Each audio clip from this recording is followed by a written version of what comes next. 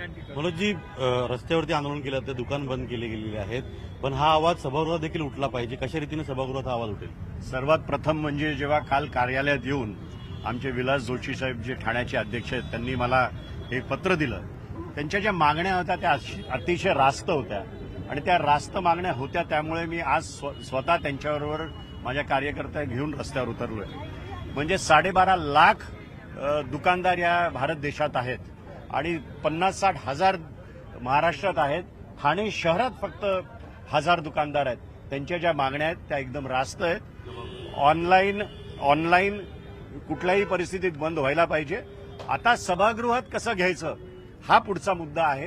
हे basically central गव्हर्नमेंटकडे आहे.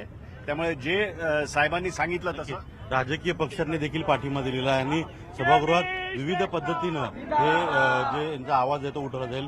राजकीय पक्ष शिवसेना असेल, त्यानंतर मनसे असेल, शरद पवार गट असेल, विविध पक्षांनी या केमिस्टच्या बंदला पाठिंबा दिला आहे. ठीक आहे अजित, धन्यवाद या संपूर्ण माहितीसाठी.